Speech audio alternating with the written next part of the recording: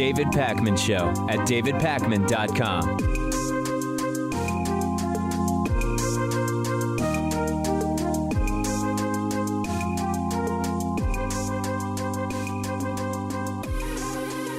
So I sort of don't even know how to introduce this first story today, except I guess to just start with the facts. A photographer caught a picture of Donald Trump's handwritten notes that he had made right after he finished giving just a completely off-the-rails, unhinged press conference on Monday.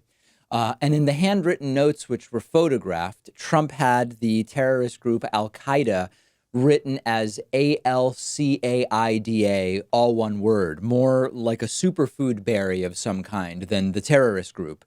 And right away, when the world expressed concern that the guy is clueless, the usual defenders came out of the woodwork and said, listen, just because you can't spell doesn't mean you can't think.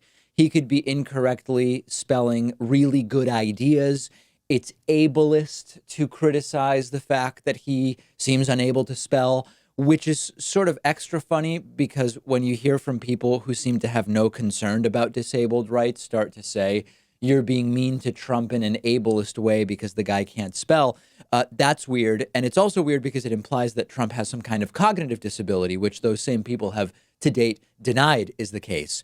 But this has become popular recently. I saw some people recently explaining or attempting to explain, when you go online and someone says, your instead of you apostrophe RE. It's totally irrelevant whether they spelled something correctly or whether they used the right version of your or your. They might just process information differently. They could still have really good ideas. These are still people who we should be turning to when it comes to political ideas and how the country should be organized or whatever. There's no connection between their spelling and grammar and anything else. The thing is, this is not the case for Donald Trump, okay? There are certainly people that we could identify and say, hey, you know what? They have dyslexia, and here's how this is reflected, but it really doesn't seem to influence their ability to think. It's no indication of the fact that they are limited or ignorant or whatever else. This is not some mere isolated spelling mistake with Donald Trump. The press conference itself was off the rails. The ideas that Trump espouses are off the rails. He has demonstrated himself to be ignorant to foreign and domestic policy and economic policy and so many other things. And it turns out that he also doesn't seem to know that Alcaida, Al-Qaeda, is not spelled Alcaida. This is red alert insanity for a president of the United States. Now, I thought it was actually a joke when I saw this. I thought that this was some kind of Photoshop thing.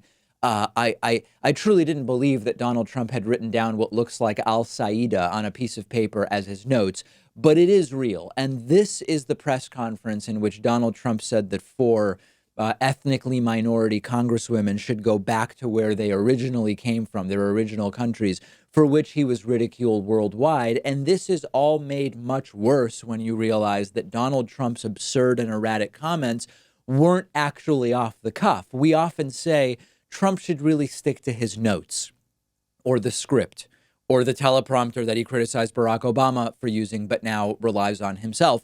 Because if he strays from it, if he goes off the cuff, he goes off the rails. He had these ideas in his notes, not only Al-Qaeda, but also stuff about these people and socialism and whatever else. And I hate to bring this up again, only because it's so upsetting to imagine that this is what's going on. Obviously, this is renewing fears and concerns about dementia or cognitive decline in Donald Trump. Yeah, Trump might just be a bad speller in addition to being completely ignorant and narcissistic and xenophobic and racist and a sexual predator. But once again, we do have to confront the possibility that there's cognitive decline here. And every new glimpse we get into the mind of Donald Trump is only increasing the concerns that this is more than just a guy who can't spell and has bad ideas. This is a story about winning the birth lottery, okay? Trump is a guy who, if he were not the son of a millionaire who gave Trump a small loan of $1 million to start a real estate business, would be the guy ranting about Jesus on the subway platform, okay? Were it not for being the CEO his entire life, like if Trump actually had to work somewhere like a normal employee, his personality combined with his ignorance would make him unable to hold a job. In any other country, by the way, Trump would only be a billionaire real estate dude. He would not have become president of the United States. Here in the United States, we have the sort of special privilege, as some might call it, and I'm using that term sarcastically. We have the special privilege of having 60 million people who thought this was a good idea when they voted back in November of 2016, or at least a better idea than Hillary Clinton. So this is a combination. This is a rare combination that we have of someone who, to go back to the beginning of the story, yes, can't spell, and is a narcissist, xenophobic, ignorant whatever, who also only even had the possibility of running for president because of winning the birth lottery in the United States, and had the benefit of tens of millions of ignorant people in the United States who thought it was a good idea to vote for him. It really takes, we talk about the multiverse theories, multiverse hypotheses about you can imagine that there are an infinite number of additional universes in which everything is possible, where you are king of the United States and whatever else. We seem to be in one of those wacky scenarios where the stars have aligned, so to speak, and Donald Trump has been able to become president of the United States. And it's bad. I'm glad that foreign leaders are finally saying the extent to which it's bad, and they recognize it's bad. Now we just have to make the right decision in November of 2020. There is stunning footage that has been leaked from the archives of NBC News of Donald Trump hanging out with accused serial rapist Jeffrey Epstein in 1992, talking to Epstein about a gaggle of young women who were dancing in front of them at a private party. So we need to end this world in which the Trumpist right is allowed to weave what is a complete fantasy world, that it's simply unbelievable that Donald Trump could have at any point been involved in any kind of sexual assault with Jeffrey Epstein or at Jeffrey Epstein's Manhattan condo, because they barely knew each other. They weren't friends. Trump never liked him. It needs to stop, okay? And corporate media, by the way, needs to stop giving any benefit of the doubt to that narrative that Donald Trump has been trying to weave. Donald Trump, to catch you up, was accused of raping a 13-year-old girl that also claims Jeffrey Epstein raped her.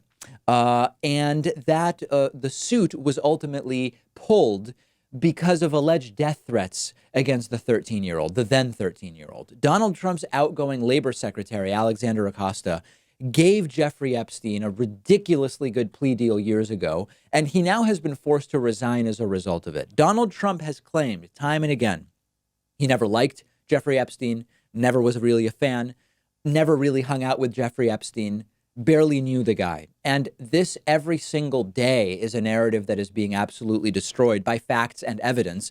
There's now newly discovered footage from the NBC archives, which shows that Donald Trump was not only talking to Jeffrey Epstein after warmly welcoming him to his party in 1992, he was clearly talking on video about the young women that were dancing in front of them. Who's hot? Whispering sweet nothings into Jeffrey Epstein's ear about who knows what it is that maybe Jeffrey Epstein might be interested in doing later on at that party. So this is video from well before the sickening plea deal that Epstein ultimately struck in Florida.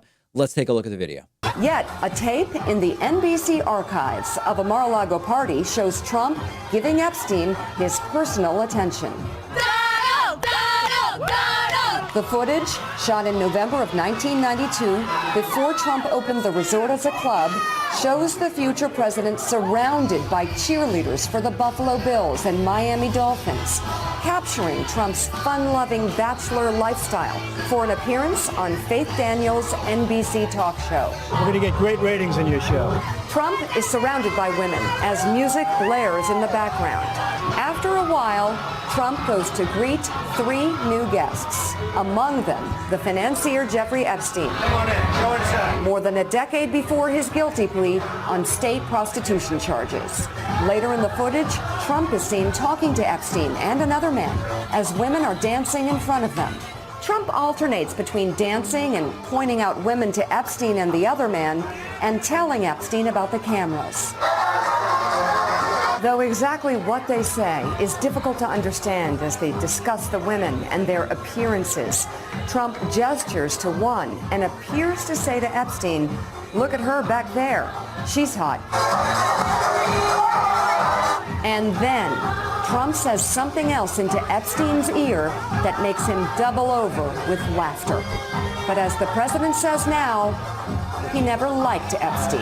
I was not a fan of his. That I can tell you. I was not a fan of his. So this is actually even worse than previously imagined. I hope you noticed, by the way, if you were watching the video. If not, find the video because the audio doesn't do it justice. Trump at one point grabbing a woman's rear end in the video. That's a really nice touch. So Trump has said, I barely knew the guy. Seems to know him pretty well based on this video. All of the prior reporting on this has been accurate. Trump was friends with Epstein. Trump was accused of raping a 13-year-old in Epstein's Manhattan apartment. But the picture is now sort of expanding to show this as a two-way relationship, which is what, quite frankly, most of us believed it to be. Most of us on the side of logic and reason believed it to be from the beginning of the evidence that we started gathering on this issue. Not only was Epstein possibly facilitating trysts for Donald Trump at Epstein's homes, going back to the 90s, Trump was potentially facilitating trysts for Epstein at Trump's own properties. Especially, remember, we heard early this week or late last week about the party planner who was told to gather 28 young women for a party which would be attended only by those 28 young women, as well as Donald Trump and Jeffrey Epstein. So consider how much we have to suspend disbelief in order to believe the right-wing talking points on this. Trump, no, he didn't like Epstein. Well, we've got footage where they certainly seem to like each other. Trump, no, he didn't go to parties with young girls along with Epstein, except now there's video of Epstein going to Trump's parties with young women. Why is it so difficult to imagine that sometimes the parties would be at Epstein's place as well? Their relationship, oh, it was distant. They were definitely not bonding over women they found attractive. Oh, wait, now there's video of Trump and Epstein gawking at women dancing while Donald Trump discusses with Epstein which ones are attractive and how attractive are they. Trump is on video saying, you just do what you want when you're famous, grab him by the pussy. And then in the video that is uncovered by NBC, he is literally grabbing a woman's rear end without it being clear if that's actually what she wants to have happen. But we're supposed to believe that it's all unsubstantiated attack rumors meant to make Donald Trump look bad. Remember, there were no such allegations against Barack Obama, a Democratic president. There were no such allegations against George W. Bush, a Republican president. This is not just par for the course, where every president is not only accused of a dozen sexual assaults, but there's video evidence of them in cahoots with individuals with whom they allegedly conspired on some of these sexual assaults. It's all on video. The grab him by the pussy tape. Now this video, court documents from multiple women, including Trump's own ex-wife, saying he raped me, he assaulted me. But we have to pretend like idiots. Oh, we don't know. There's no real evidence. Will there ever be responsibility for having elected a serial sex assaulter to the presidency? Not if Trumpists have any say. And increasingly, impeachment would take a while. Removal by the 25th Amendment would take a while. Actual consequences for all of these alleged sexual assaults by Donald Trump may never happen. But we can remove the guy in November of 2020, and I hope that we do that. Let me know what you think about this latest video. I'm on Twitter at dpacman. If you're not following me on Twitter, please follow me on Twitter. Had an interesting little exchange this morning, actually, with Dave Rubin that you can see there. Also, while you're on Twitter, you might as well follow at David Pakman Show as well. The David Pakman Show at davidpakman.com.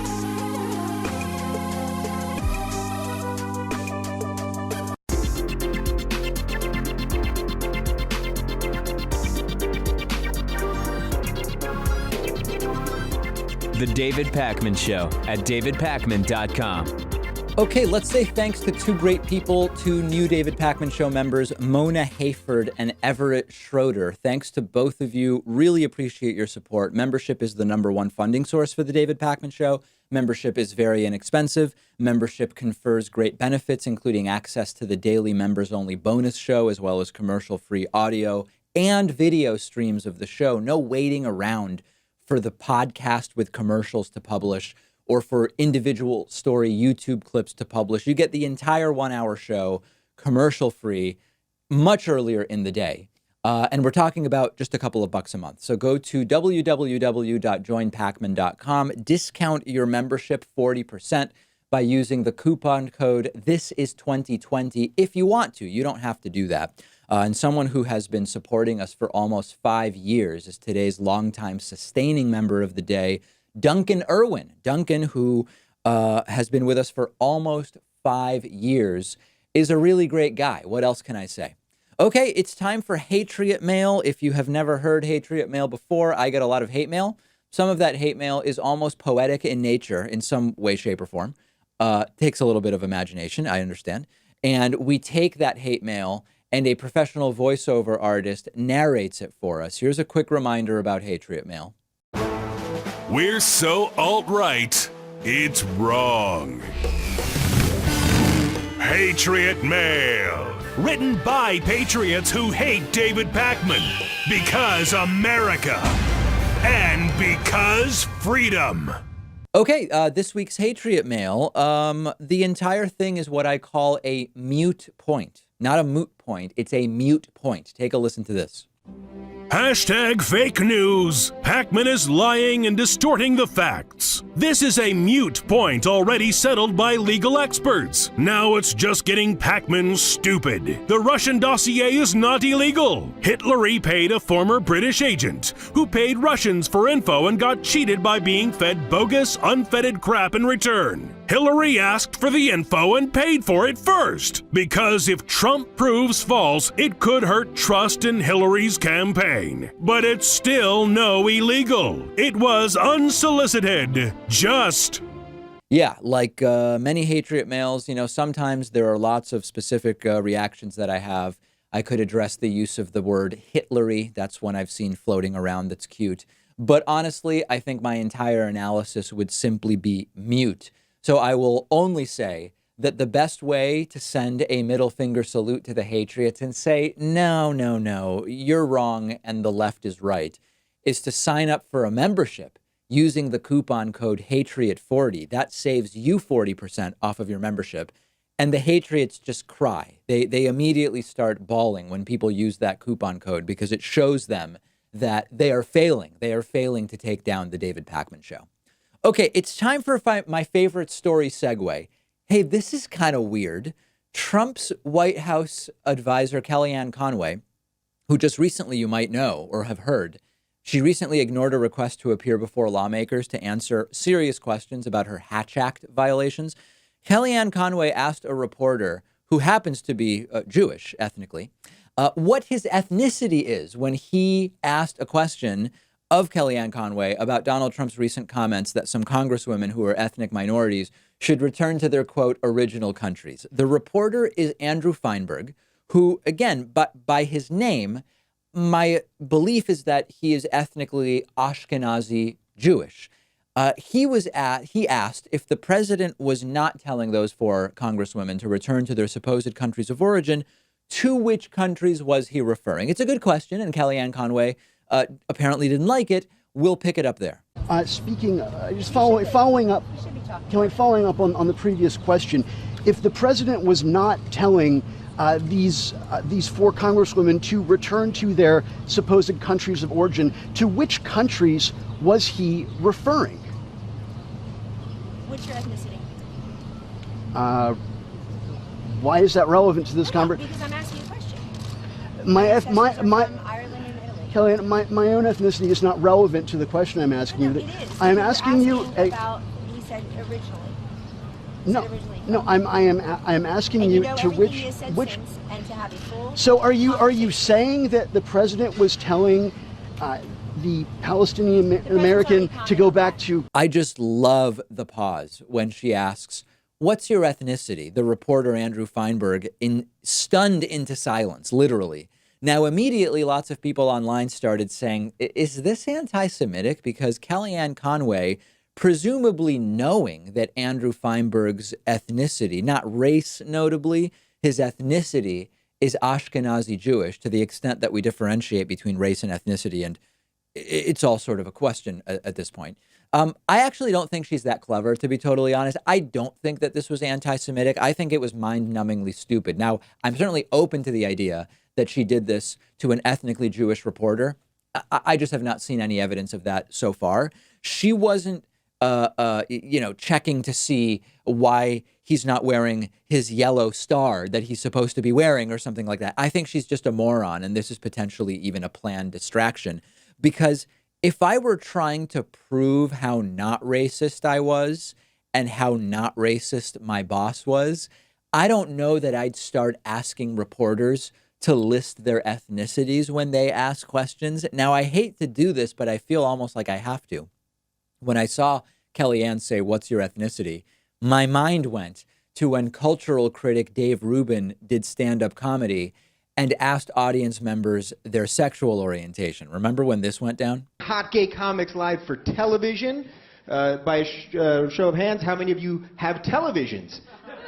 You have a pretty good. Okay, and how many of you have the Here Network? Okay, we've got some work to do, but we're very good. So do we have all gay people? Is everyone here gay? You're gay.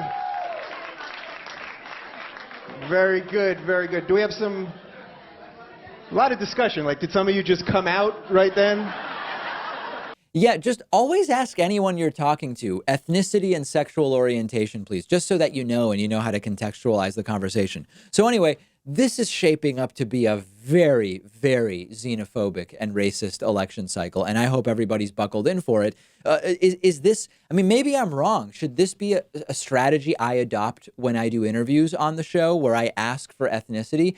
Joining me today is Richard Wolff, economist, my former professor at the University of Massachusetts. Professor Wolff, before we get started, what is your ethnicity, just so we understand? Oh, Ashkenazi Jewish. Got it. All right. Well, let's continue now with the interview. Now, Kellyanne Conway later tweeted about this, saying, quote, "This was meant with no disrespect. We are all from somewhere else, quote, originally. I asked the question to answer the question and volunteered my own ethnicity, Italian and Irish. Like many, I am proud of my ethnicity, love the United States of America, and grateful to God to be an American." This is such a dumb explanation, right? That we are all, quote, originally from somewhere else only confirms how outrageously stupid Donald Trump's comment was, because Donald Trump's family is from somewhere not in the United States much more recently than Alexandria Ocasio-Cortez is. You're not really doing yourself any favors, Kellyanne, with this explanation that, listen, we're all from somewhere. So I was just asking that question to make that point. Well, that makes Trump look even worse as a result.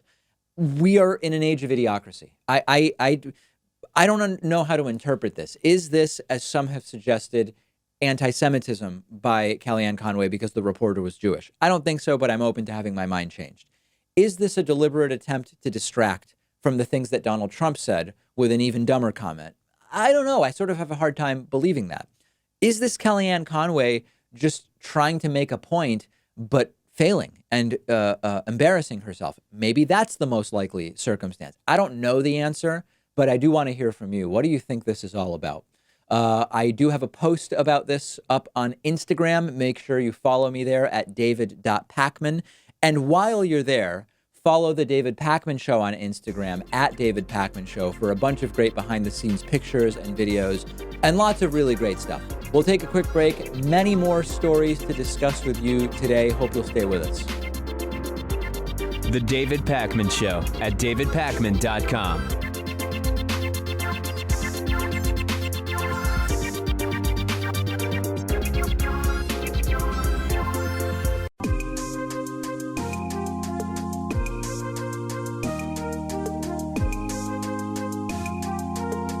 Welcome back to the David Pakman Show.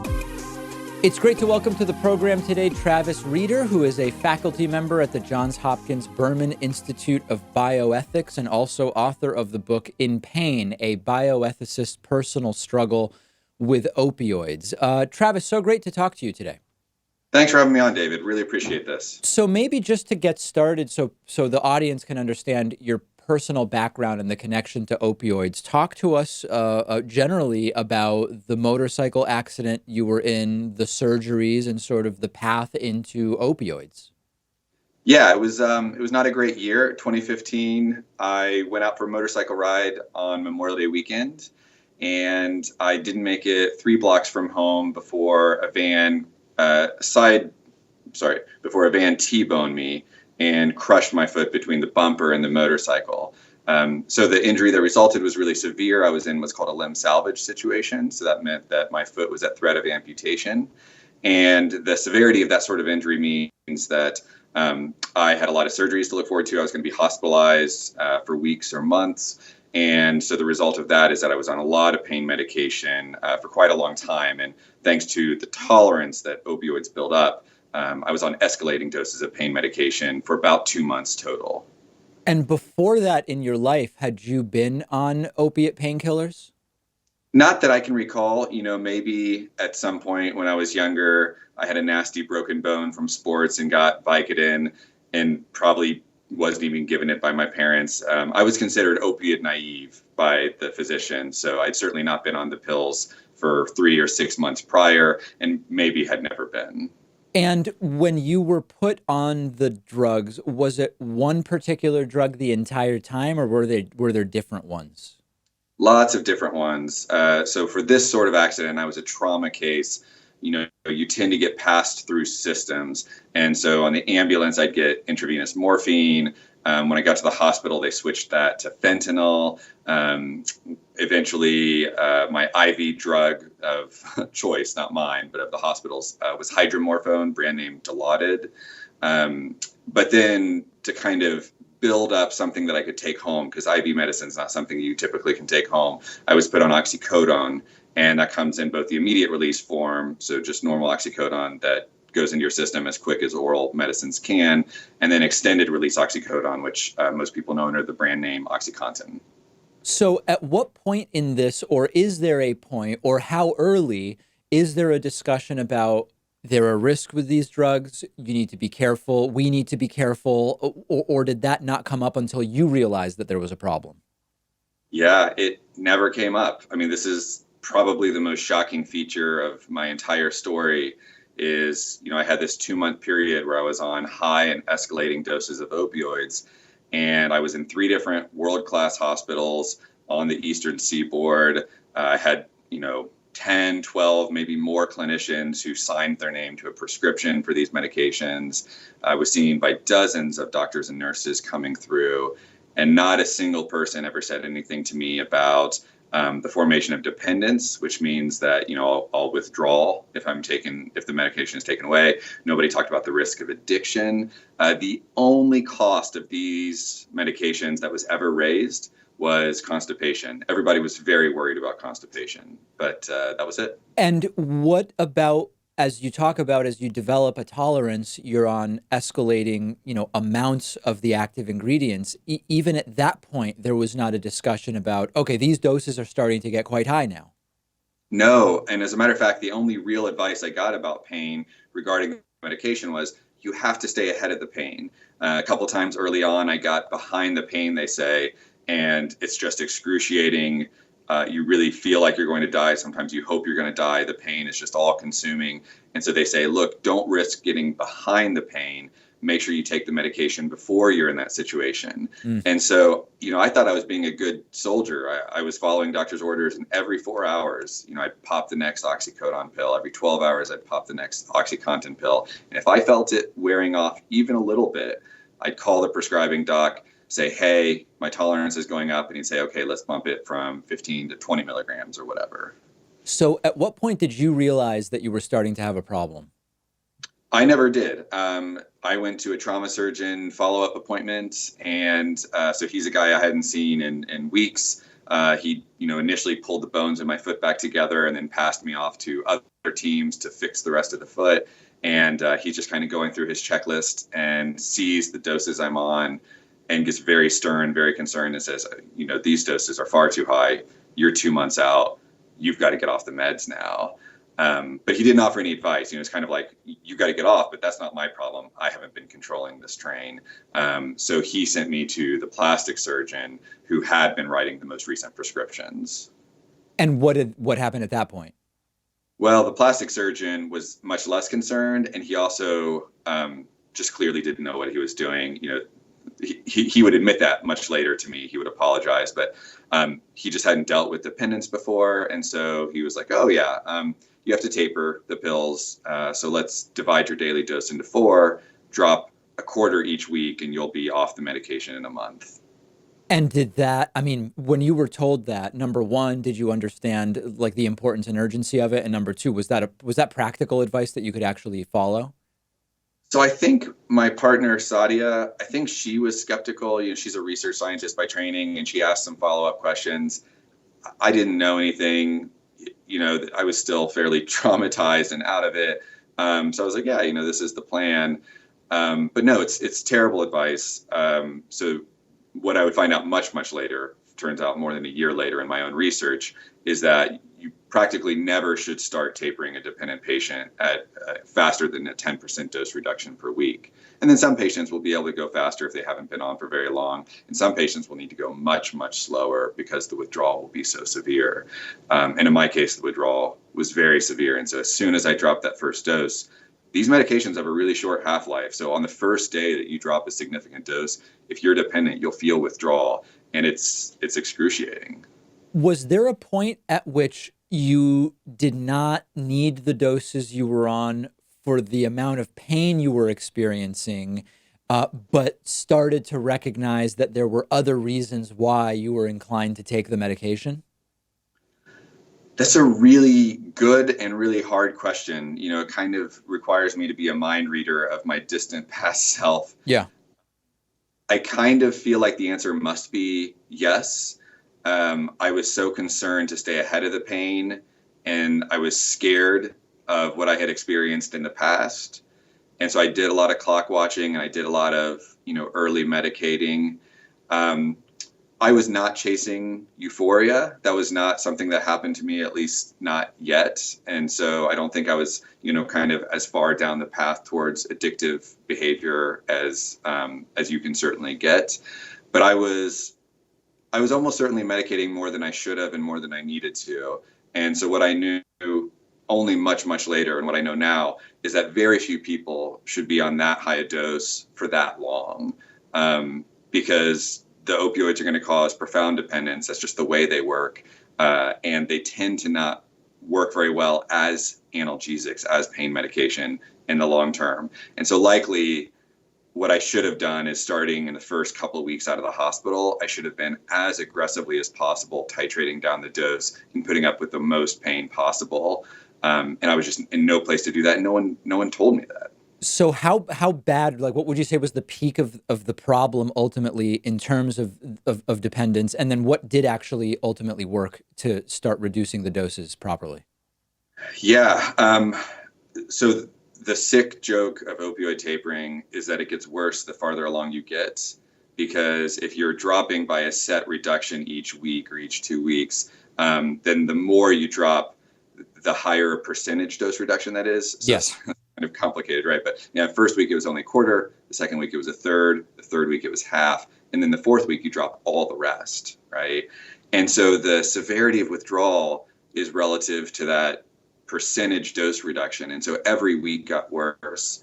And it was in the fourth week that, I hadn't slept well in weeks, and I hadn't slept at all in days, because withdrawal is the opposite of the drug's effects. And so opioids sedate you. Withdrawal keeps you kind of jittery and hyper alert, and I felt like I had a kind of fire inside me. And I was incredibly depressed, because the opposite of euphoria, which you get with opioids, is dysphoria. And I cried all the time, and I thought I was profoundly broken. And in that fourth week, I was convinced from the inside that I was going to die from withdrawal. And you could not have convinced me otherwise. I thought that I had special access to just how broken I was, and I was pretty sure I wasn't going to survive it. And once you got to and past that fourth week, what happened? Well, so basically, the second part of your earlier question was what worked, and nothing worked. I was incredibly fortunate that I had a really strong support system, namely my partner, Sadia. I had a 1.5-year-old daughter at home, CNEM. And I tell a story about her in the book where she kind of unwittingly, probably, she's 1.5 years old, but she comforts me in a particular moment where I'm at this cusp where I really think I'm not going to survive this. And what haunts me for the months after I finally make it out of this is I'm quite sure that I would not have made it out if I hadn't so desperately wanted to be a good husband again, to be a good father, to get this life back, right? And so what happens to everybody else who doesn't have that support system, who doesn't have a bunch of things in their life that they're desperately looking forward to? It would have been so easy to medicate away the suffering, especially because doctors were telling me it was okay to do that. They were like, oh, we can't offer you an advice. Just go back on the pills if it's that bad. Yeah, I think this is what's often missing from the understanding of in people who have not experienced this personally, which is it's very easy to just say, I don't know, it just sounds like I could taper and then switch to a bunch of Advil and then taper the Advil. And it's hard to imagine when you hear the stories that don't go the way yours went, but rather it goes to, I couldn't get the prescriptions, buying the pills on the street was too expensive, so I ended up with heroin. It seems inconceivable to people who have not actually ever had this medication, but the line between your path and that path seems to be relatively a small margin, is what I'm hearing from you. It's razor thin. You're so right. Like, that's the central insight here. And whenever anybody says to me, you were so strong, congratulations, I'm like, I wasn't strong.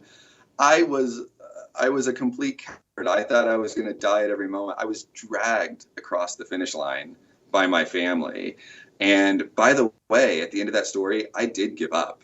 I refilled a prescription because I couldn't take it anymore. And just by luck, that was the night I fell asleep without taking any more pills. And that sleep kind of pulled me back together enough that I thought I can finish detoxing. But I was ready to go back. And what I had said to Sadia is, if I go back on the meds, I will never come off them because I will never be able to do this to myself again. And we both knew that. We knew that was my commitment and that was my belief. And we decided to go back on them anyway. So yeah, like, it sounds crazy. I'm a faculty member at Johns Hopkins. I have all of this kind of access and privilege that not everybody has. And I can tell you right now, if I had gone back on the pills, which I was so close to doing, and then I'd been cut off, I would have been willing to buy them on the street to avoid that. That's an incredible thing that I think a lot of people just don't understand until they're in it, and that's why this is so pernicious. And I don't know if you think it's gotten. This was 2015. I don't know how much you know about whether protocols have improved since then, but this clearly is still a major problem. It's a huge problem. I work with a lot of hospitals and healthcare systems now, and I speak at conferences and advise organizations. And what I can say is that the best ones are at least asking for this help. And part of why I wrote the book, I want everyone to read it. I'm thrilled that you read it. I'd be thrilled if everybody who thinks they might be a pain patient someday, which is all of us, right, reads it. But one of my great ambitions is I hope every doctor feels like they need to know this, right? And I don't think it's gotten there yet. I know the institutions, the really good ones that have resources that are putting them towards this problem. But I don't think most places have figured this out yet. And there's still this deeply fractured system where clinicians are totally comfortable writing a prescription that they do not have the knowledge or willingness to then see through. They don't know how to taper patients off of it. They don't know how to manage it long term. And that's the problem. Yeah, it's stunning that that's the situation. The book is fascinating. It's called In Pain, a bioethicist personal struggle with opioids. We've been speaking with the book's author, Travis Rieder. Travis, really appreciate your time today. Absolutely. Thanks for having me on, David. The David Pakman Show at davidpakman.com.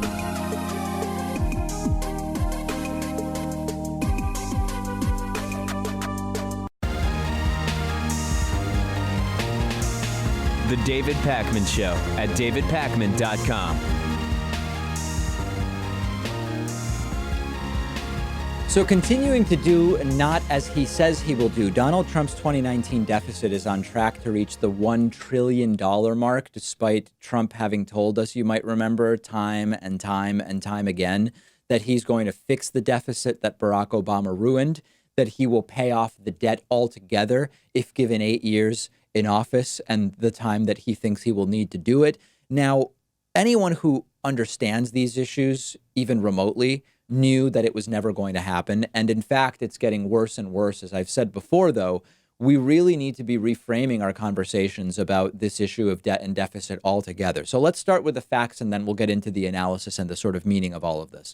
The White House itself is now predicting that the deficit is going to exceed $1 trillion this year. The deficit has never hit $1 trillion in a year.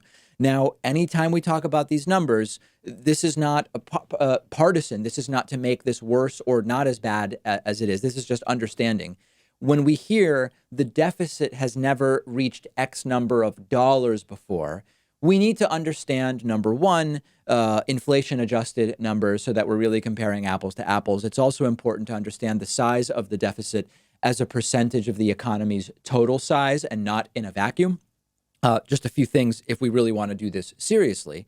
Now, let's go back to what Donald Trump said that he would do. When Trump was a candidate, he said, number one, he would eliminate the deficit altogether and he would get us a surplus. Partially, he would do it by cutting taxes for the rich and corporations, which he said would generate so much growth that government tax revenues would actually expand and there would be all this winning and we would have a surplus and we would start paying off the debt.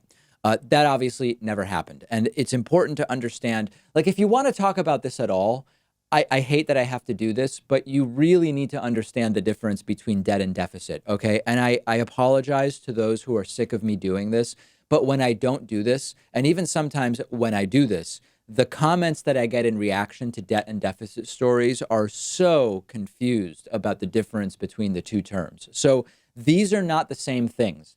Deficit is the 1 year surplus versus deficit that the country may have. Debt is the accumulated deficits and surpluses over time. So let me give you an example. If in year one of a country, you run a $50 deficit, at the end of that year, the country has accrued a debt of $50. You exist for 1 year, you ran a $50 deficit, your debt is now $50. If in the next year you run a $25 surplus, what happens at the end of that year is your debt has gone down from $50 to $25, right? Year one deficit is $50. Year two surplus is $25. At the end of year two, the accumulated debt is $25. You went $50 negative after year one, and you paid off 25 of it with your surplus in year two. Okay. I mean, I apologize. Some people write in and they say, David, please stop talking to the audience like they're little kids. That's not what I'm trying to do. Every time I do this, people are confused about the two issues. So we were told that the tax cuts would pay for themselves because they would generate massive growth and they would move us from having a deficit each year to having a surplus, which would start chipping away at the national debt. Eventually, if Trump has 8 years in office, completely paying off the national debt. Now, none of that stuff is happening, okay? The tax cuts have added to the deficit. Increases in defense spending, which, by the way, were favored not only by Republicans, but even by many Democrats as well. Those are increasing the deficit. And we are not on track. We're not on track to even pay off any of the debt, never mind pay it off completely in 8 years. So those are the facts. Now, I do think every time we talk about this, we should consider whether it needs to be reframed. And what I mean by that is the debt and deficit is a political football, okay? Republicans say the most important thing is paying off the debt and balancing the budget. When there's a Democrat in the White House, regardless of whether that Democrat has actually slowed down deficit growth, which Barack Obama did, when Republicans are running, they run on promises to do this really important thing, start paying off debt, generate a surplus. But then when they are in office, as we saw under George W. Bush, as we're seeing in a cartoonishly exaggerated fashion under Donald Trump, they just explode the deficit. And they always claim that they're doing it. They either deny that they're doing it, even though we have the numbers and that's what we see, or they will argue that there were extenuating circumstances whereby it made sense to deficit spend. Like, for example, when we decided we were going to heroically spread democracy to Iraq and or punish Iraq for their non-existent involvement in 9/11, right? The reason why it made sense to spend all that money in Iraq changed once we figured out Iraq had nothing to do with 9/11, but still we were given reasons why it made sense. So what we have today, in the end, is an unsurprising status quo. We were told before Trump was elected what he wants to do with tax policy is not going to generate all of this winning and growth and start paying off the debt with surpluses. In fact, it's going to increase the deficit. That is exactly what happened. None of this is surprising. So that gets us to the question of if and how Democrats should talk about this on the campaign trail. Because on the one hand, Trump made promises and he broke the promises and he's doing the opposite of what he promised to do. It seems as though exposing that on the campaign trail for the eventual Democratic nominee would be a worthwhile thing. But on the other hand, we know, number one, that it's just a political football. We know, number two, that in reality, the narrative over deficit bad, surplus good, cutting spending good, or whatever else, it's not actually a modern and nuanced understanding of debt and deficit. What we should be asking in reality is, when does it make sense for governments to deficit spend? And when doesn't it make sense? So do we want a deficit spend to line the bank accounts of the already rich and corporations, including just providing money for them to buy back stock? The answer is no. Do we want to deficit spend to improve society for large numbers of people, improve their ability to live good, healthy lives, have access to health care, work jobs that they like without being tied to mediocre health insurance programs? Okay, now we have something to talk about. So I think that it is important for Democrats not to ignore the issue of debt and deficit, but we can't allow the right to continue framing the narrative because they win. They talk about it one way when it's a Democrat in office. They take office. Then they just say, oh, no, the numbers aren't actually what they are. You can't believe the numbers that we're actually getting from the Congressional Budget Office and from the Treasury. They win with the framing that we have. And lastly, please, please, please, can we stop falling for this stupid idea that tax cuts for the rich are so good for the economy that they reduce the deficit and actually increase government revenue? We didn't even need another example. We had plenty of examples before Donald Trump's tax reform plan, but we can now add the Trump tax reform plan to the list of tax cuts for the rich and corporations that did not cause so much growth that they paid for themselves. My question to you is, do you think Republicans even believe this idea that tax cuts for the rich pay for themselves? Or do they know that it's BS, but just keep repeating it because these are the tax cuts that they want? That's my question to you today. Let me know what you think. Okay, we've just learned that at least part of the reason, potentially, that the Ecuadorian embassy kicked WikiLeaks founder Julian Assange out of their embassy in London was that they confirmed that he was indeed connected to Russian intelligence, which, by the way, should not come as a surprise to us. We actually suspected that for a long time, and it was confirmed by the Mueller report. You might or might not remember. So let's reset. You may recall that Julian Assange spent years holed up in the Ecuadorian embassy in London to avoid arrest and extradition. Eventually, we learned that the Ecuadorian embassy wasn't particularly thrilled with Assange continuing to be there. There were ideas that his hygiene and something about his cats or something was at least part of the reason. But ultimately, they told him that it's time for him to go. But we've now learned that they were at least aware of another factor on the basis of an investigation that the Ecuadorian embassy conducted, thanks to a Spanish investigation firm, which is something that Robert Mueller also told us. And that is that Julian Assange is tied to Russian intelligence. Now, the Mueller report concluded this already. WikiLeaks helped the Russians undermine the United States election in 2016. Assange was effectively working with a go-between between WikiLeaks and Russian intelligence. And ultimately, Ecuador realized the exact same thing. They ended up hiring a Spanish company to investigate Julian Assange. Their report was obtained by CNN, and it includes information about at least 7 meetings in June of 2016, which was a key moment in everything that was going on with the Trump campaign and Russian help. There were a number of meetings in June of 2016 that Julian Assange had with Russians and others with ties to the Kremlin. 5 meetings with senior staffers from RT, that's the Russian state television program. And that includes receiving a USB drive from RT's London bureau chief, Nikolai Bogochikin. I don't know if I'm pronouncing that name correctly. So the biggest news here is that this surprises anybody, because all along, Julian Assange would claim all along that WikiLeaks is not politically motivated in the sense of partisanship. They aren't for or against any party or candidate. They don't time releases of information in order to have any particular partisan political effect. But over time, we started to see patterns. We started to suspect that that wasn't the case. Assange's denial of a Russian connection was really narrowly worded. I'm going from memory, but Assange said something like, our source is not a Russian government actor or something like that, which of course left open the possibility that it was some kind of informal actor or a go-between of some kind that could have any nationality that was functioning as a go-between between Russian intelligence and WikiLeaks. And then Robert Mueller figured out that it actually was exactly in this way, despite it being relatively underpublicized. You know, when the Mueller report came out, when the Barr letter was published, the narrative that the Trumpists were pushing was no collusion, no obstruction. They went on a national exoneration tour.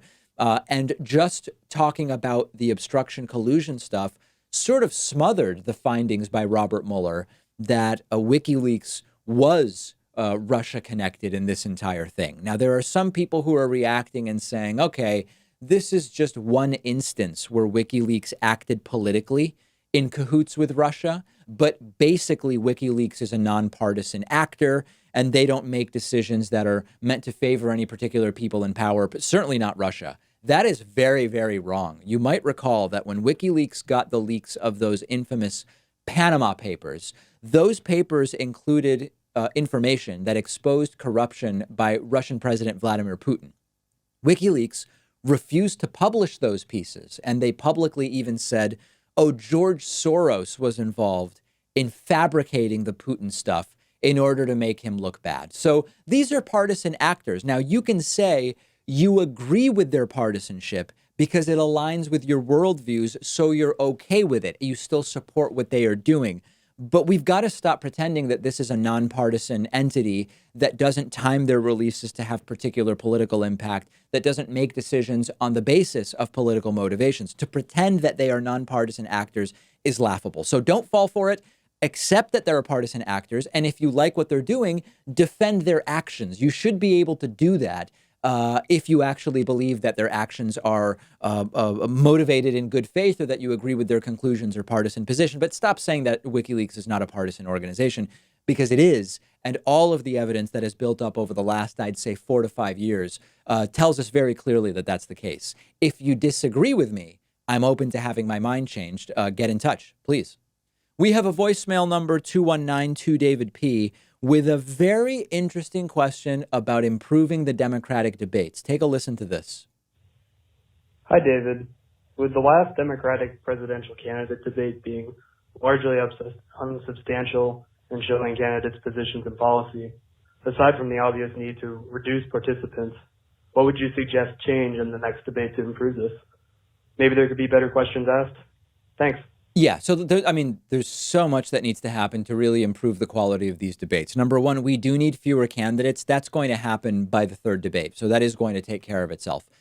I think that we need a narrower range of topics. So the debates should really be much more highly focused so that, number one, you can go into more depth on particular topics and you can actually follow up, and moderators should be following up with questions in order to really figure out who knows in depth about these issues. Because when you have a debate format where there's 10 people on the stage, not every candidate even gets to answer every question. The ones that do get only 60 seconds. Only some candidates get to issue a rebuttal, and the ones that do only get 30 seconds.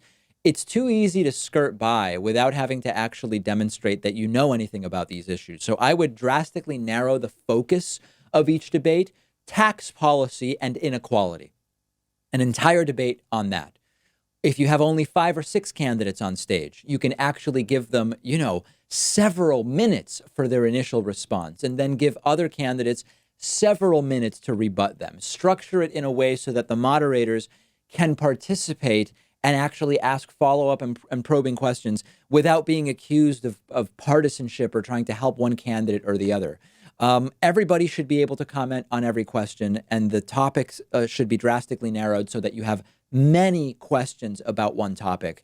And none of this is possible if the number of participants isn't decreased, which it will be soon. Now, will they actually make these changes? Probably not, because these are what I call the debates are structured to be sort of argument porn, That's really the role of the moderators, and we really learn very little about the political positions of our candidates when that's the format. We've got a great bonus show for you today. Get instant access to the bonus show by becoming a member or a patron. I'll speak to you then.